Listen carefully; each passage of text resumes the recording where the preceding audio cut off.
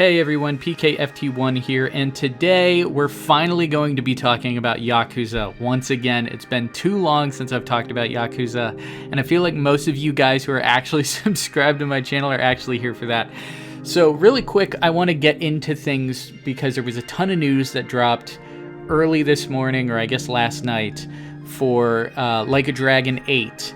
I've talked a little bit about it, but there hasn't been too much info. So we're finally going to kind of talk about what my thoughts are on things, because there's so much information, and this is kind of like, I feel like for a lot of us, this is almost like the culmination of like a lot of different things, and maybe kind of the Yakuza game a lot of us have like thought or wondered about. And what I mean by that is like, this game seems to be breaking certain conventions, and don't get me wrong, it's sticking to the typical rules of Yakuza, or at least modern Yakuza games, but some of the conventions that it's breaking are really fascinating to me. So first of all, we got to talk about the setting. Now, from what I understand, we're still going to be going back to like Yokohama, and I'm sure we're going to be going back to Kamurocho, but it seems like at least the beginning of the game, or a good significant portion of the game, we are going to be set in Hawaii. So it's the first time we've been outside of Japan, if I'm not mistaken. Maybe I'm incorrect, but the whole setting is really interesting, because now we're starting to delve into, you know, a location swap, but also, you know, architecture is going to be a little different. I'm curious if the convenience stores are going to look quite a lot more like what you would expect from more Western style stores, or if they're still going to have a little bit of that Japanese flair to them. They did say they went to painstaking lengths to really recreate it accurately. And I believe it's Honolulu specifically. So I'm really curious to see how that works, what your types of interactions with the Western NPCs will be. We've already seen a little bit of it, obviously. We have this scene where, like, it seems like Ichiban is, like, talking to some people and kind of explaining his story at the beginning of the trailer. And without getting too far into it, I'm just really excited, because there seems like there's a lot of unique mini games that are going to come here as well.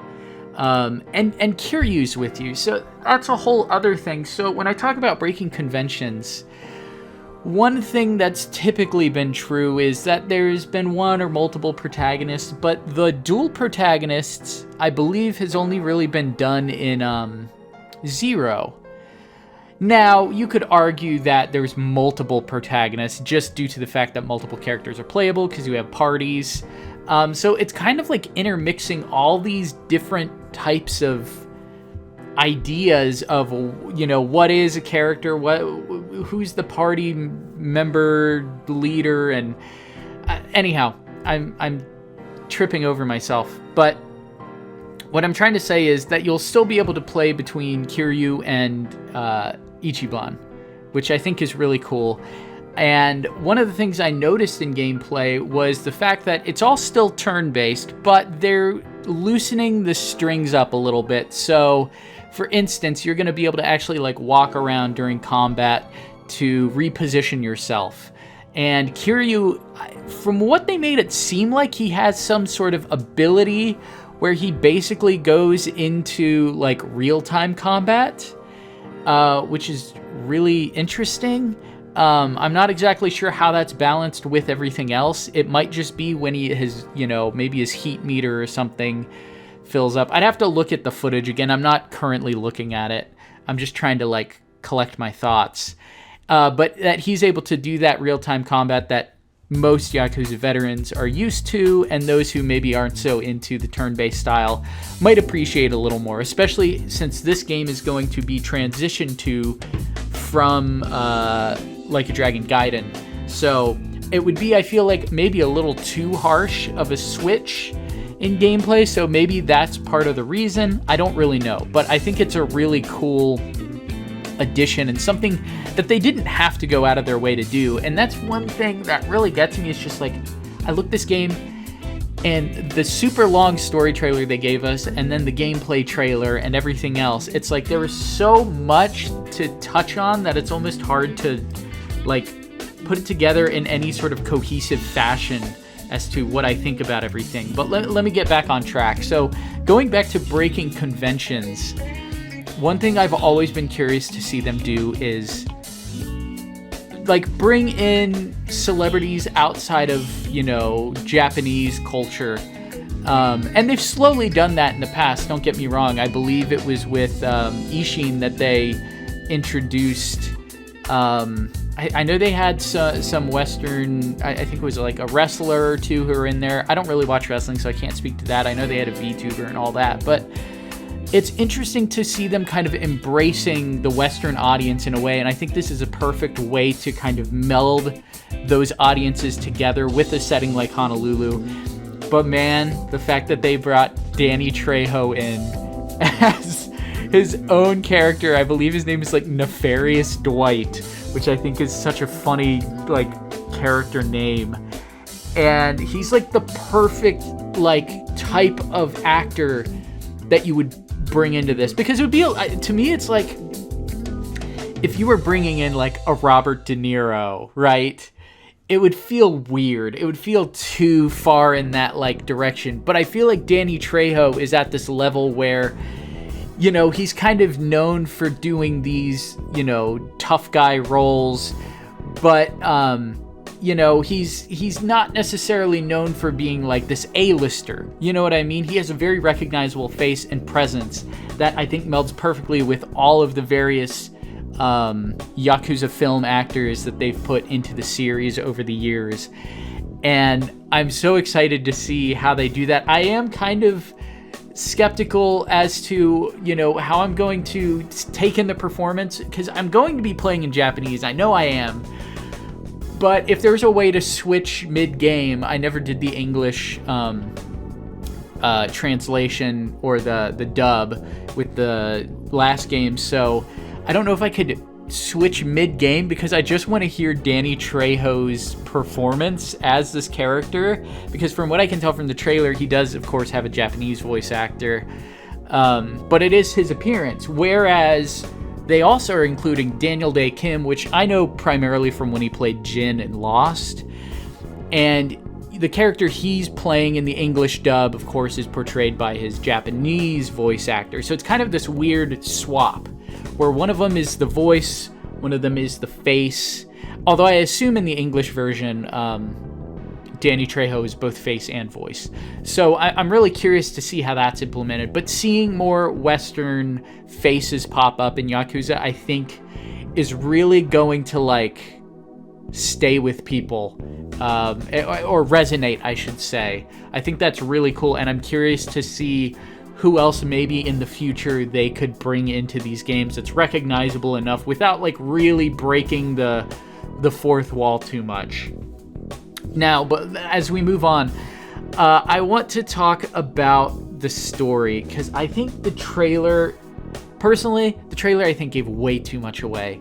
I feel like it was like one of those trailers where they show you almost everything. It was like they were setting up questions and then answering some of those questions throughout the trailer, and it kind of got to me in a way where I'm like, I'm seeing way too much. I wish they just kept with maybe, the very beginning, the setup, rather than continuing to show us all these story beats throughout the entire story. That being said, there's a lot to talk about. So let's just talk about the main thing that it seems to be repeating, which is that Ichiban is searching for his mother. And they talk about her relationship to Arakawa. So if I'm not mistaken, we're going to be getting some flashbacks, probably from his mother's point of view as to what Arakawa was like when they were younger, how they met, things like that. So I'm really curious about that. And then also we have the return of Sawashiro, and his relationship with Ichiban, of course, has been strained. It'll be very interesting to see how that works out. I'm a little fuzzy on the entire story of 7 because it has been, 2 or 3 years since I played. I played it when it came out, so it came out in spring of 2020. So yeah, it's been like over 3 years, which is hard to believe. That's crazy. Anyhow, Sawashiro looks great. I'm very happy to see him back. I love characters who carry over.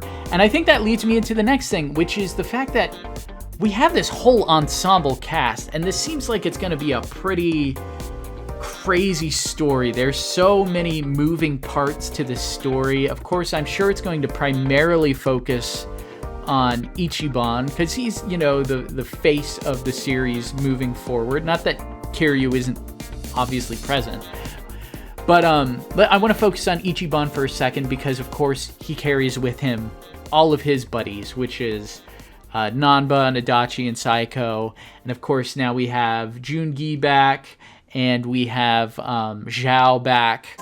I believe those are the returning characters. And then they actually, well, they're adding to the party Seong Kui, which is really cool too, because we never got to play her. And I think a lot of people kind of almost expected us to be able to. It kind of felt weird that she was one of the, you know, absent members with how prominent a role she had, but she's going to be playable. So we have a lot of characters and party members to choose from.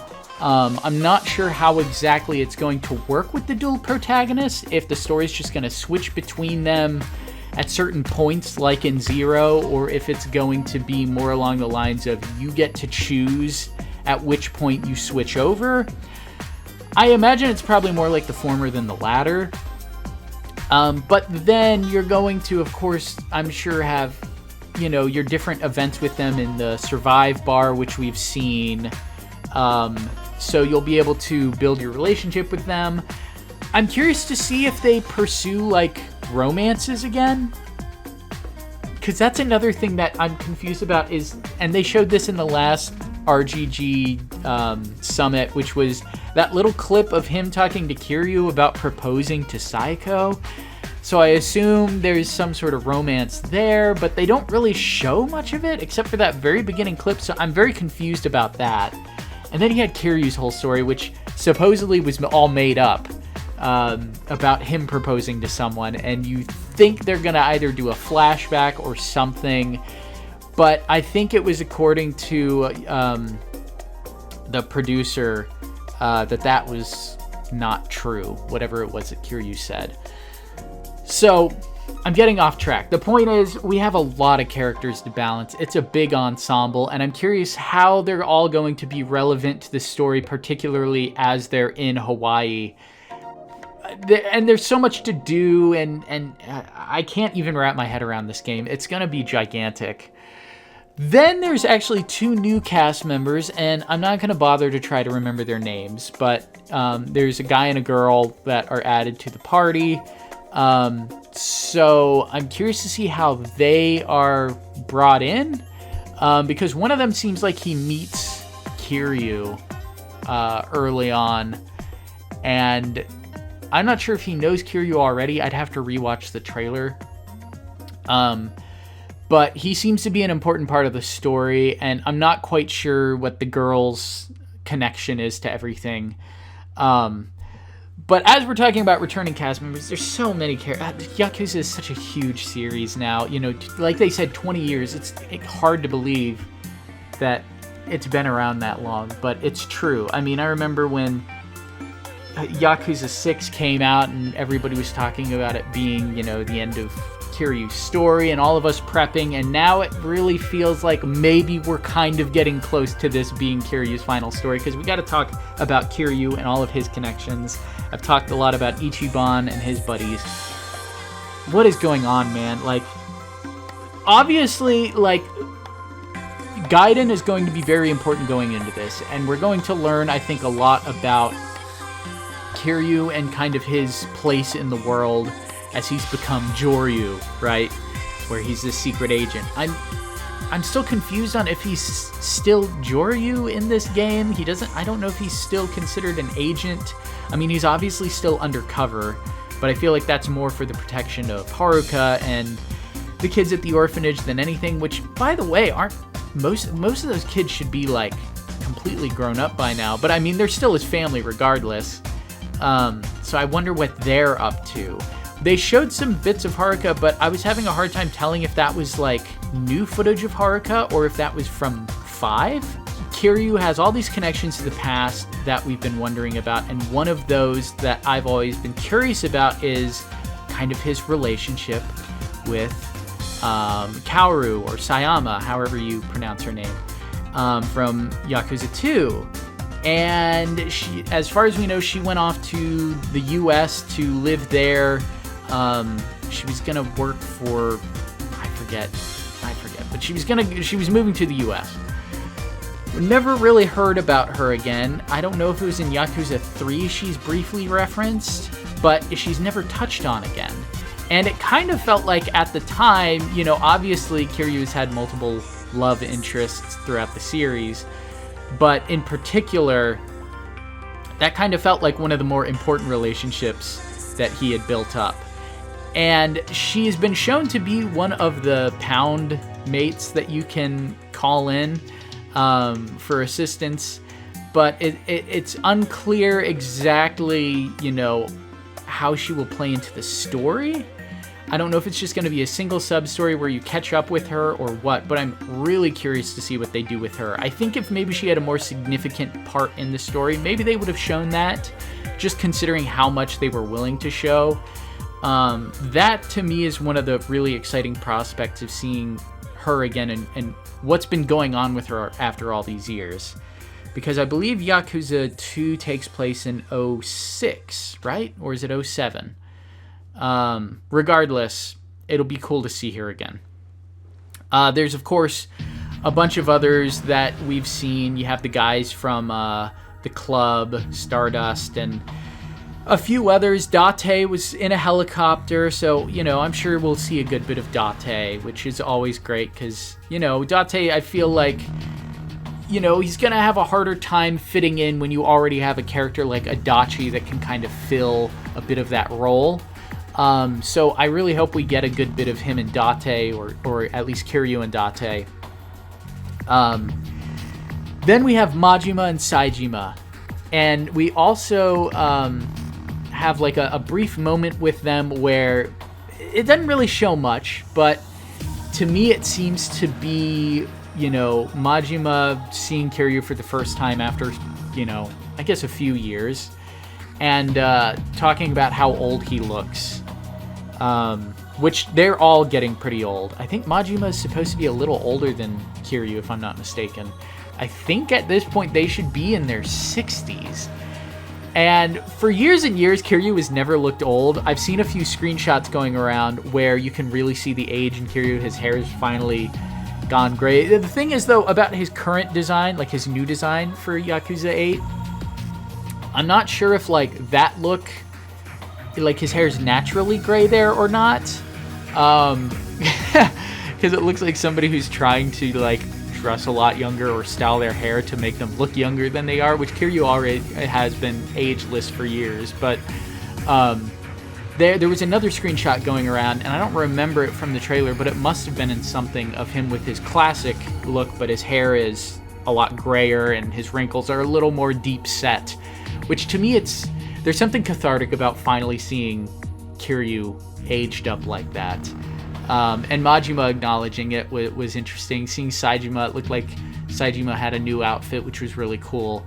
And I'm really excited to see that dynamic explored again. I feel like more and more, you know, Majima has been sidelined, which is understandable. You have this huge ensemble cast.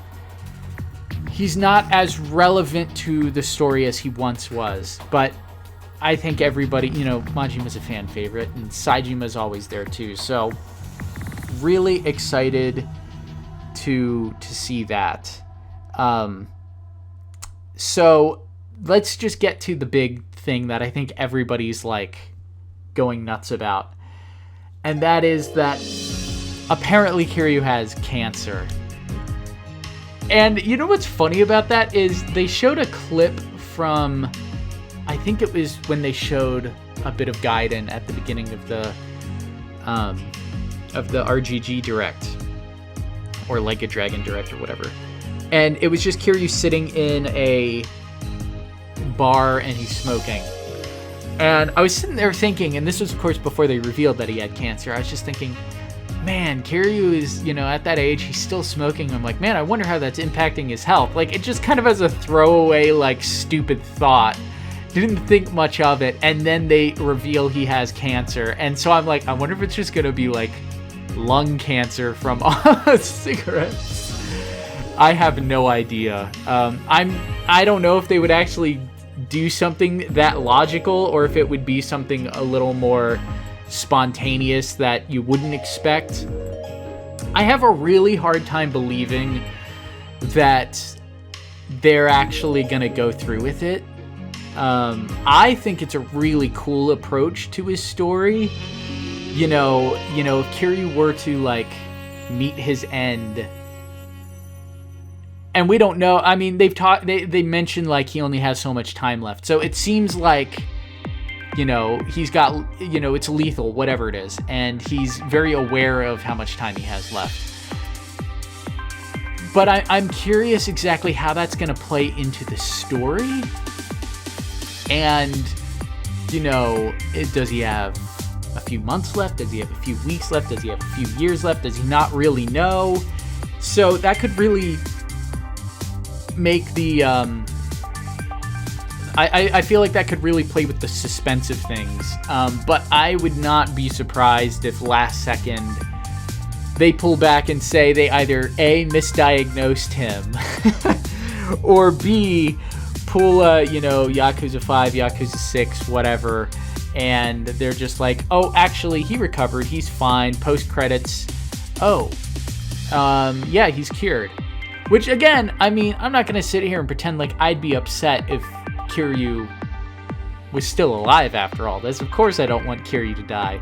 But at the same time, we've played this card so many times that I would feel almost like, I don't know, I would feel like a fool for falling for it again, if you know what I mean. But I appreciate that they haven't answered that question within this trailer, which I was almost afraid with how far this trailer was going into things. I think it's like a 10-minute trailer. I was afraid that they would, like, reveal whether or not he survives the cancer. I don't even think they should have revealed that he had cancer. I think when he's talking to Ichiban and that other party member, and he's telling them, like, I have something to tell you, I think they should have left it there, like, left the suspense as to what the reveal even was.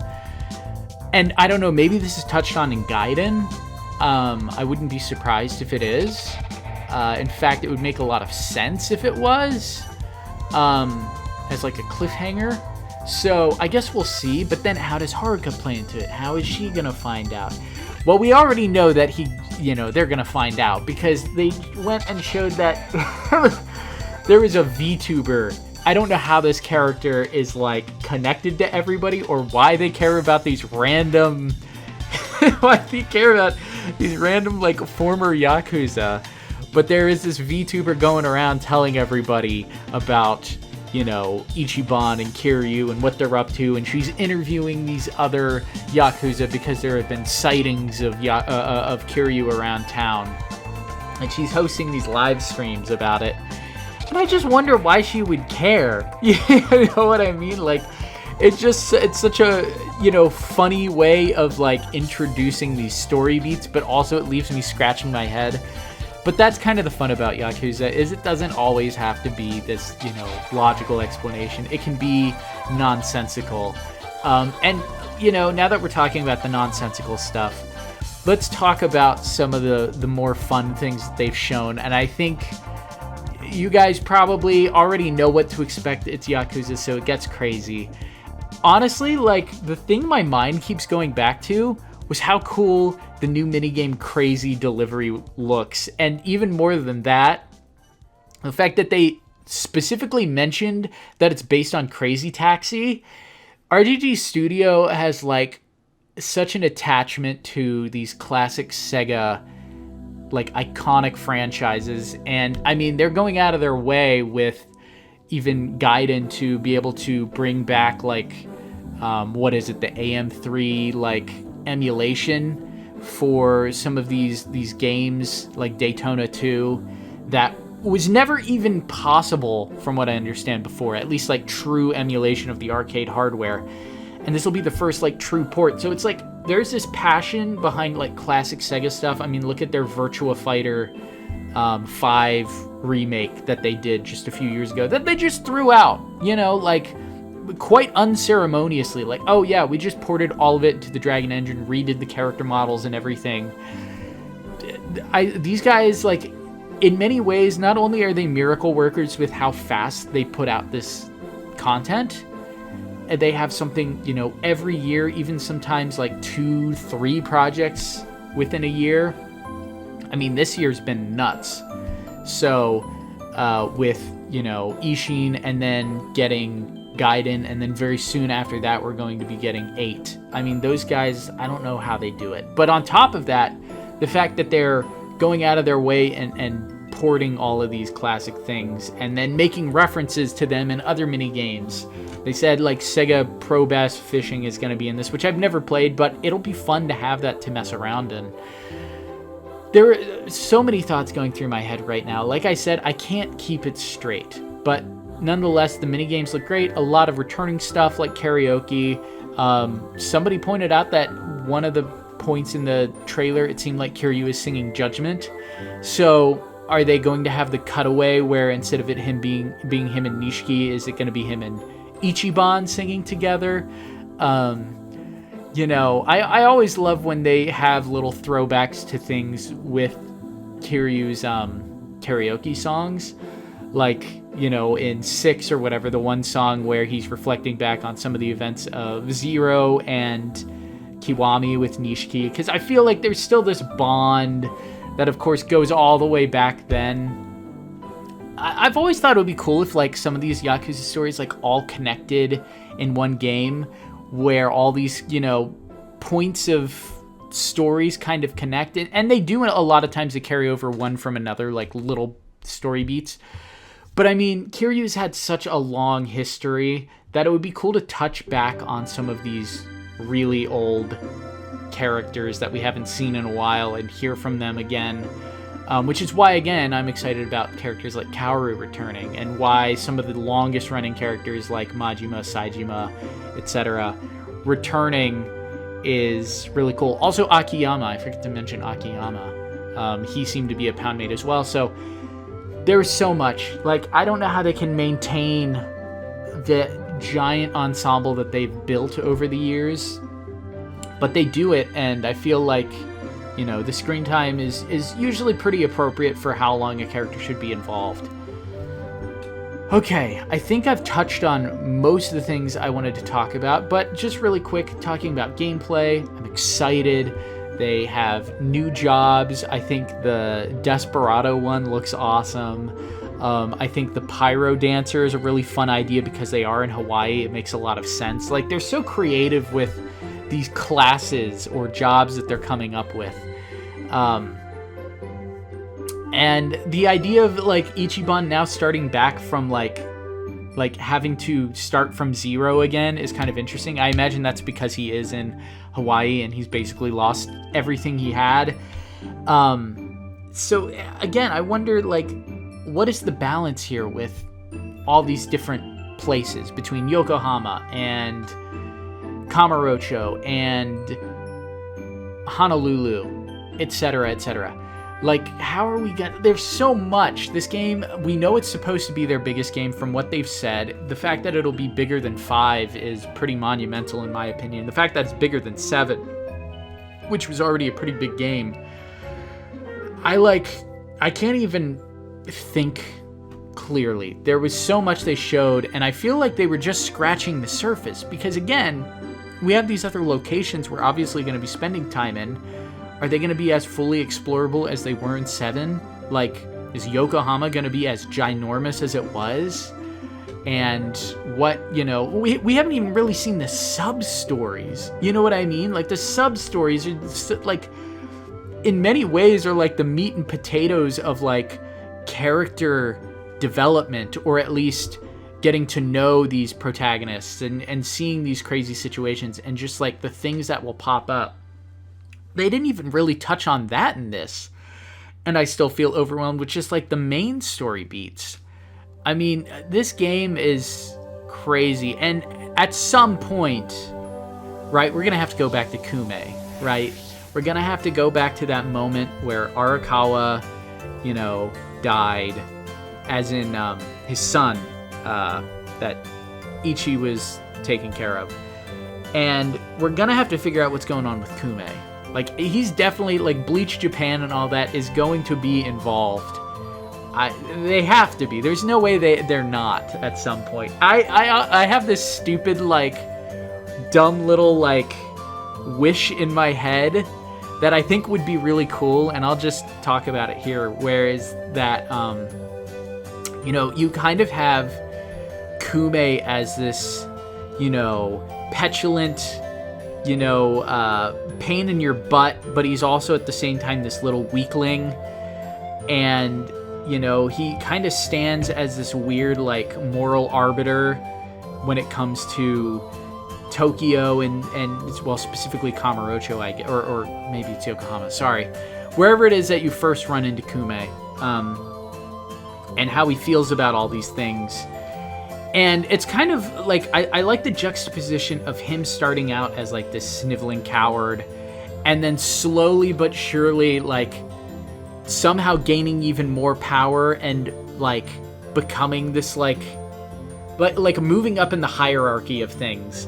And I think it would be awesome if, like, I don't know, maybe not this game, but by, like, the next or fourth Ichiban entry, like, Kume returns, but he's in this, like, much more powerful position. Kind of like how we saw, certain characters transform, even like Arakawa, when we saw what he was like before and then what he was like after, but kind of like the reverse. It would be really funny to see, like, Kume become, like, this genuinely powerful character, and obviously he has, like, a strong connection to Ichiban, so it'll be interesting to see what happens. Just the fact that Danny Trejo is in the game, I could not believe that. Machete, and the fact that he has machetes that he's fighting Ichiban with, it's just, I can't get over it. Also, did they show does Ichiban have his baseball bat back? I didn't notice. Oh, man, I'm excited about Sujimon battles. That was, like, such a clever, stupid way to evolve your typical encounters with, street thugs and all that to make it more exciting. And I loved that visual representation of them transforming into these, like, crazy, weird, men who appear to be almost more beast-like than man in terms of just their goofy, outfits and characteristics and all that. And the fact that you could go around and collect Sujimon, but it was more of just like a catalog of things. But now that you can put them into battles like Pokemon, like, that could be such a fun mini game to explore. There's so much, like, this is going to be a ginormous game. I honestly think this could be their, like, most successful title. I feel like, 0 was huge for the series, obviously. And then when 7 came out, a whole new side of the fan base really exploded. And I feel like now it has such mainstream recognition. I mean, just looking at these directs, the style of everything, the fact that, like, a single developer, not even a publisher, can hold these, like, almost seasonal events, and they have new stuff to show, and they put the stuff out so fast, and people care enough about this single franchise that they will sit there and watch this. And it's the best way I've ever seen a studio, like, and I mean this in a good way, of recycling assets, right? Like, taking what you know and not trying to, like, completely turn it into something completely new, but recycling what they can, because it lets you revisit characters, it lets you revisit locations that you're familiar with, and you can evolve things slowly but surely. And it just makes for such, fluid development, it seems, for them. I'm sure these guys work to the bone trying to meet these, like, really fast release dates. I mean, they made Yakuza 2 in, a year? They pretty much have done that with every game. Although I think this game's been in development for at least, by the time it comes out, it will have basically been in development for 4 years. which, if I'm not mistaken, might be the longest they've ever worked on a game. Which, again, if this is the biggest one, that makes sense. Yakuza 7 took quite a while to come out, if I remember right. That one was, that one was probably about 4 years as well. But now that they have the framework of what 7 was with its combat system, with its characters, I feel like they probably had more time to focus on improving the combat, which I'm excited. That was probably my biggest thing with it. Was I loved the concept, and I felt like it was a really good framework that could really be expanded. And I think we're finally gonna, get a taste of that. And it probably won't really flesh out maybe quite how everybody would like it until maybe the next game or so. But I'm pretty sure it's gonna be like just a complete blast regardless. So that's all I'm gonna say for now. I could say a lot more. This is more just me rambling about things. I'm very curious to see what you guys think. Do you have any theories? I mean, there's so many things going on in this story trailer. Like, what do you guys think about, again, Sayama coming back? What do you guys think about Akiyama coming back? What do you think about the location of Hawaii? What do you think about the Psycho and Ichiban relationship? What do you think about Kiri's cancer? What do you think is going on when they're talking with Majima and Saejima? Like, where's Kume? What's going on with Ichiban's mom? What's going on with literally everything? Like, leave it down below, guys. Seriously, I want to know what you guys think, because I'm very curious. And that's going to about do it, and I will talk to you guys later.